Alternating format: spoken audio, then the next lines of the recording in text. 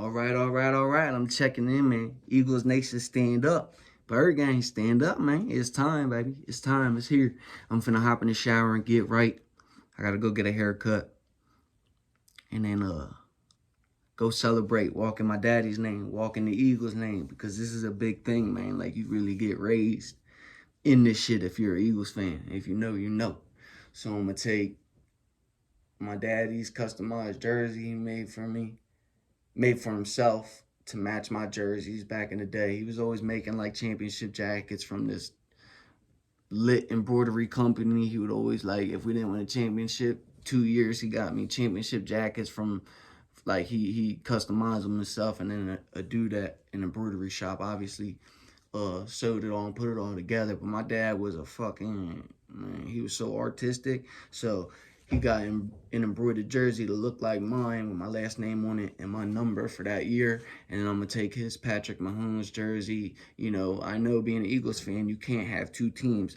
But Andy Reid went to the Chiefs. My dad was a Patrick Mahomes fan. And my dad was my elder, and he taught me everything so he could do what he wants. But I'll still never have a second team. Like, I might have another player or something that I hype up, but it's always gonna be Philadelphia everything or nothing, man. Especially when it comes to the Eagles, man. Like, shit, Eagles and the Sixers. I mean, Philly everything. Like, Philly's games. My dad had Philly's season tickets when I was a young boy, when they were back in the vets, when I was a baby, when we lived in Philly. So, like, I had the experience from a little jit.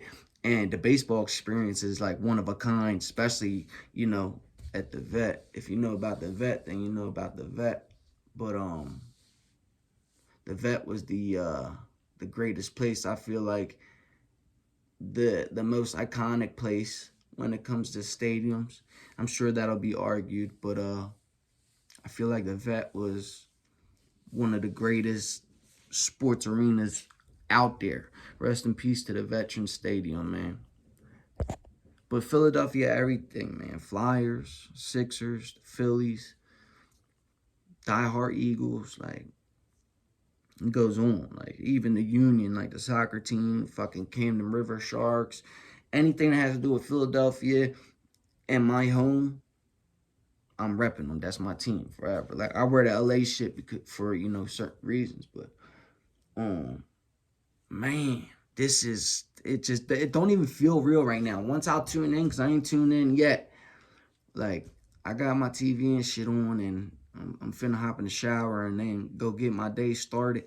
But I haven't tuned in to no TV yet. No talk about the game.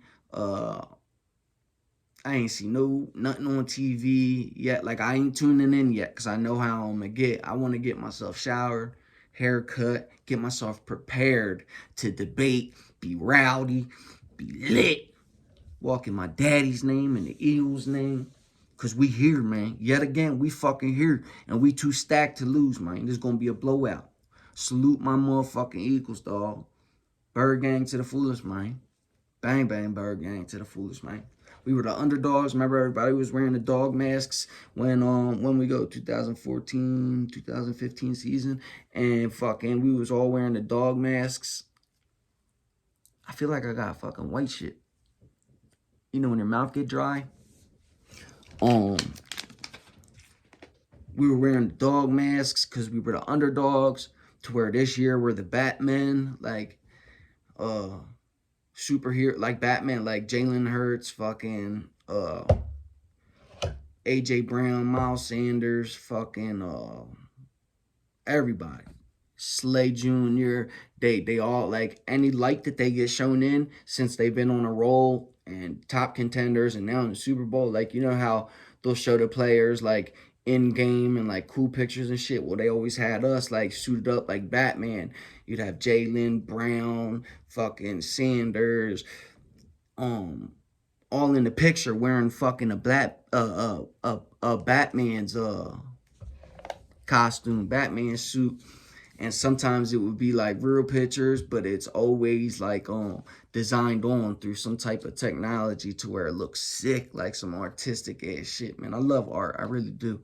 Art is beautiful. If you're not into art, man, I highly strongly suggest getting into it. And I'm talking all levels of art, from poetry to that squiggly line on the wall in the $1,000,000 art museum. I'm sitting there fucking staring at it like, I love art.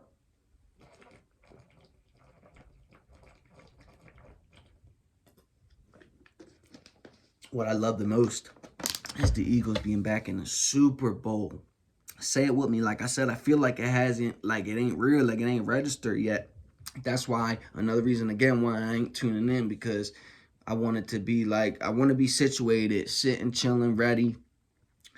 Because as soon as I hit it, I'm going to be stuck into it. As soon as I turn it on, I'm going to be stuck. And I just want I want the reaction to be pure and comfortable. And I'm not staying at my place anyways to watch it. So I need to get ready. I know the game's not till fucking later, nighttime, but it's a big fucking deal. So many people probably took off work, you know, because if we win the Super Bowl, the Eagles parade, we're going to have, I think, Tuesday or something. That's a big deal. I didn't go last year because I was in a long-term program locked away. So they threw us a Super Bowl party. I at least got to see that. I called my pops and I cried on the phone with him. Like we cry when we win and we cry when we lose. Like I said, like you get raised in this shit if you're an Eagles fan. Like if you know, you know. But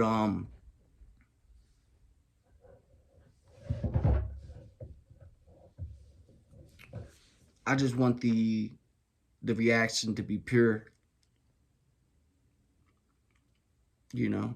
And I don't want to get in a rowdy state right now. I still gotta get situated, showered, go get a cut, and then get to where I'm watching the game at. But man, this is a surreal feeling. It really is. It just doesn't feel real. Let me show you real quick what jerseys I'm taking with. Papa Duke's Patty Mahomes that he got just because Andy Reid was over there. You know, he was a longtime Philadelphia coach, and he ended up in Kansas City, and he was also a Mahomes fan. So that's coming with me just in my dad's honor. And then this is, you know, the one that he got to replicate my jersey. 1 year, my number, colors. We were black and gold, but that was the closest he got to it. And I'm going to bring that with me. And then, of course, I'm going to have my Eagles gear and shit like that. But, yeah, so if you see later in my rant video, because I'm sure there'll be a couple of them, if you see me with the Patrick Mahomes jersey in the background, please don't flame me. That's what I'm telling you ahead of time, and I've mentioned it before. My dad was my elder, and he taught me everything I know. Not everything. He would always tell me, I can't teach you everything I know. But, yeah, don't flame me, man, because he was my elder, and he taught me almost everything he knew, to where I respected him to the utmost, and he could do what he wants. He made me. He raised me. He taught me how to be an Eagles fan, and he was my elder. He was my superhero, my main man, Flav, AC3, that dude, Papa Dukes, Daddy-O. So he could do whatever he wants, man. You know what I mean? He could have a second team if he wants to, but I'll never. It's hard enough like pumping up different players that ain't on the Eagles, let alone a whole different team.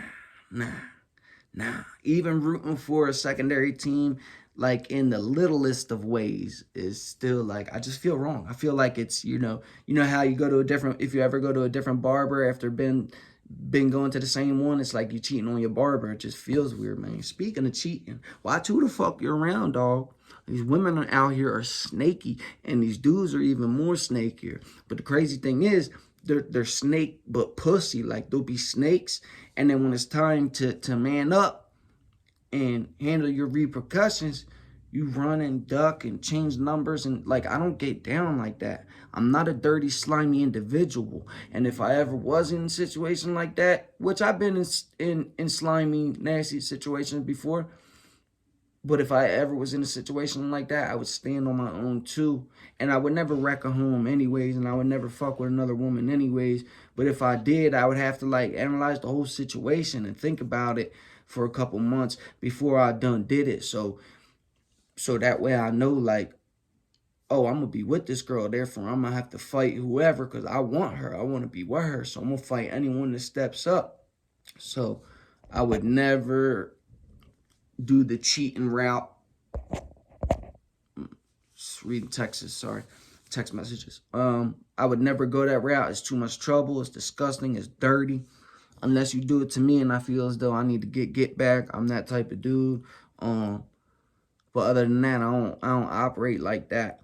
And if I was ever in a situation like that, I would never duck the fade, because I would, like I said, I would think about it before I did it. And then if I knew I wanted her, I would do it and then fight for her, essentially fight for her. But you don't just do it and then fucking scurry away. And then when you get called on it and you want your fade, dude changes numbers and scared to death. And there's it's called the laws of attraction, the laws of fucking life, the laws of physics, whatever the fuck you want to look at it as. There's things in life that if you do, you have to pay repercussions for. In life, there's repercussions for the nut shit you do. Although it's not a law, it's morals and principles that you stand on in the game of life, the game of our culture. Like, you need to stand on morals and principles as a man in general, let alone doing some shiesty shit and having to get your repercussion. Like, people's minds and how they operate is so motherfucking backwards, dog. It's crazy to me, but I'll forever live in my get back. Understand me when I say it now. I'll live in my get back, because I will never, ever allow myself to be vulnerable again. You telling my business to my enemies, you dirty. You'll never know nothing about me personally again. And I knew this girl, we grew up together, you know, so that's the end of that. My daughter has her daddy 24/7. I'm there. Me and her mama, I can't never be vulnerable in her presence again. Comac Performance out.